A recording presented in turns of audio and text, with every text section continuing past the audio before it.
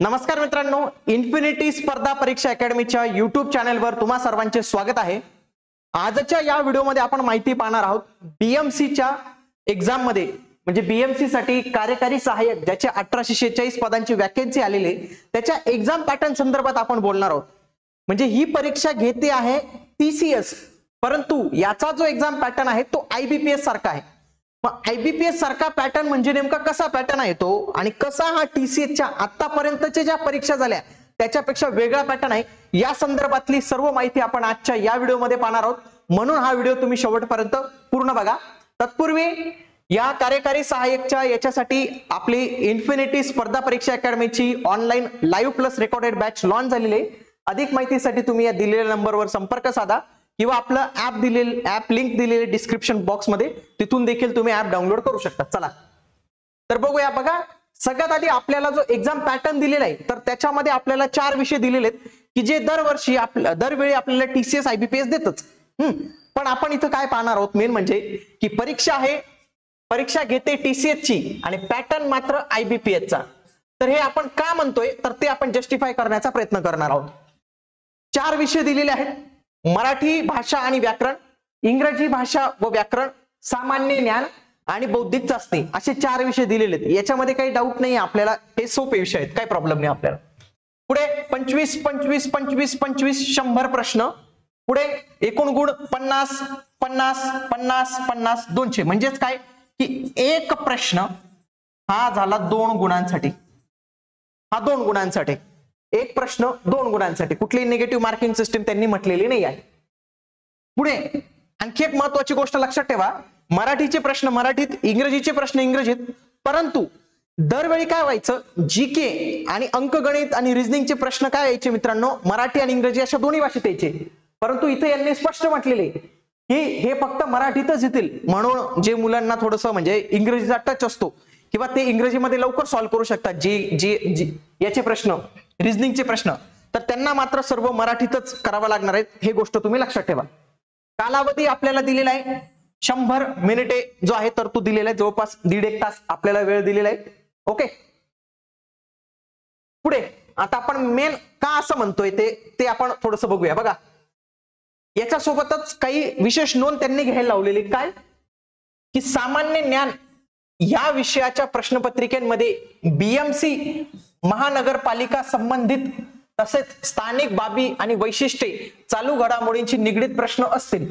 त्यांनी इथं असं नाही म्हटलेलं की history, geography, polity, may be ते पण असेल, पण त्यांच्यासोबत त्यांचं काय म्हणणं आहे की याच्यामध्ये मुंबई संदर्भातील काही माहिती तुम्हाला मी विचारू, BMC संदर्भात एकदम लक्षात ठेवायचं मित्रांनो, BMC च्या वेबसाईटवर सर्व माहिती दिलेली BMC विषयी ती, तसेच चालू घडामोडींवर देखील आम्ही प्रश्न विचारू। बघा, IBPS पॅटर्न मध्ये सगळ्यात जास्त जे प्रश्न येतात ना मित्रांनो, GH चे प्रश्न, तर ते चालू घडामोडीमध्ये येतात। आणि इथं पण त्यांनी स्पष्ट केलेलं आहे, म्हणजे पहिली आपल्याला गुण इथंच भेटते की हे IBPS पॅटर्नची थोडंसं मिळतं जुळतं एक्झाम असण्याची शक्यता आहे, ते म्हणजे चालू घडामोडींचा विशेष उल्लेख। पुढे बौद्धिक चाचणी परीक्षेचे स्वरूप पूर्व माध्यमिक शिष्यवृत्ती परीक्षेनुसार असेल, मौखिक चाचणी घेण्यात येणार नाही, म्हणजे इंटरव्ह्यू घेण्यात येणार नाही, हे काही विशेष नाही। आणि या 2 बाबी मी तुम्हाला एक्सप्लेन केलेल्या आहे। पुढचं आता हे सेक्शनल गोष्टी, आता ही जी ना पहिल्यांदाच आपल्या सरळ सेवा भरतीमध्ये इंट्रोड्यूस झालेली एक वेगळीच गोष्ट आहे। आतापर्यंत कुठल्या सरळ सेवा परीक्षेमध्ये ही इंट्रोड्यूस झालेली नव्हती, परंतु ही सिस्टीम आहे ना ऑलरेडी मित्रांनो बँकिंग परीक्षेमध्ये असायची। वाटल्यास मी तुम्हाला बघा, IBPS PO मेन्स बँक एक्झामचा पॅटर्न आहे हा। तर याच्यामध्ये बघा सेक्शनल मार्क्स असतात आणि सेक्शन नुसार असतात की पहिले इंग्रजीचा सेक्शन असेल, नंतर जनरल इकॉनॉमी बँकिंग याचा असेल, कम्प्युटर रिझनिंग आणि लेटर अँड एसे रायटिंगचा, हे त्यांचे 4 विषय। मग या सेक्शनल मध्ये कसं असतं मित्रांनो, सुरुवातीला जर समजा तुमचा इंग्रजी ओपन झाला तर इंग्रजीला जेवढा वेळ दिलेला असेल, समजा 40 मिनिटं दिलेले आहेत, तर या 40 मिनिटात तुम्हाला फक्त इंग्रजीचेच प्रश्न सॉल्व्ह करता येतील। मग 40 मिनिटं संपल्यानंतर तुम्ही ऑटोमॅटिक दुसऱ्या सेक्शन मध्ये जाणार, मग तुम्हाला पुन्हा 35 मिनिटं मिळतील। मग हा सेक्शन सॉल्व्ह केल्यानंतर पुन्हा तुम्हाला 60। पण एक लक्षात घ्या, याच्यामध्ये कसं असतं, फक्त पुढे जाण्याचा दरवाजा असतो, मागे येण्याचा नसतो। म्हणजेच काय की तुम्ही रिव्हर्स येऊ शकत नाही। तुम्हाला आतापर्यंत TCS ला काय सवय होती, डायरेक्टली तुम्हाला सरसकट वेळ भेटायचा, समजा 90 मिनिटे असेल, 60 मिनिटे असेल, 2 तास असेल, 120 मिनिटं सरसकट भेटायचे।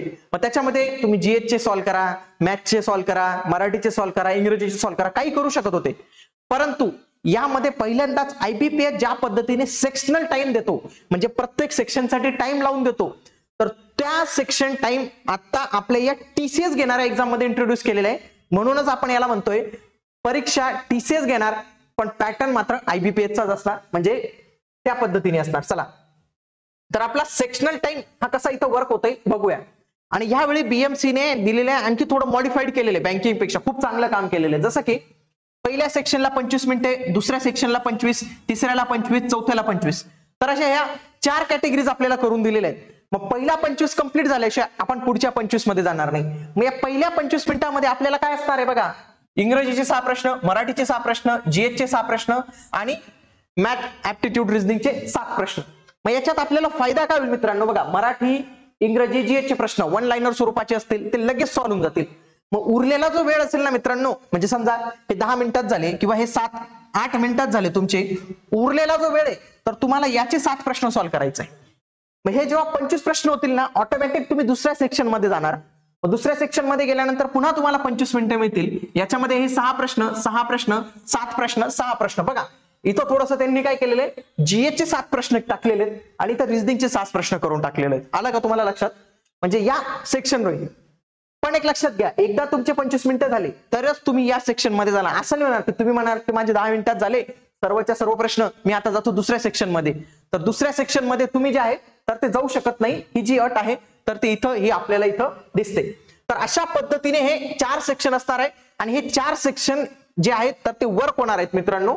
आणि म्हणूनच याला आपण म्हणतो की परीक्षा TCS घेणार आणि पॅटर्न मात्र IBPS चा असणार. म्हणून दरवेळीपेक्षा हा यावेळीचा जो TCS चा जो पॅटर्न असणार आहे तर तो थोडा वेगळा असणार आहे. आणि याच नवीन बदलत्या TCS पॅटर्न नुसार ही जी आहे तर ती बॅच आहे, लाईव्ह प्लस रेकॉर्डेड अशा दोन्ही फॉर्म मध्ये. या बॅचेस विषयी अधिक माहिती पाहिजे असेल तर आपला दिलेला नंबर आहे किंवा डायरेक्टली तुम्ही प्ले स्टोर मधून इन्फिनिटी स्पर्धा परीक्षा अकॅडमी हे जर ऍप डाउनलोड केलं तिथून देखील तुम्ही बॅच जॉईन करू शकता. अशाच पद्धतीच्या माहितीसाठी या चॅनेलला सबस्क्राईब करून घ्या. भेटूया पुढील व्हिडिओमध्ये. तोपर्यंत जय हिंद, जय महाराष्ट्र, धन्यवाद.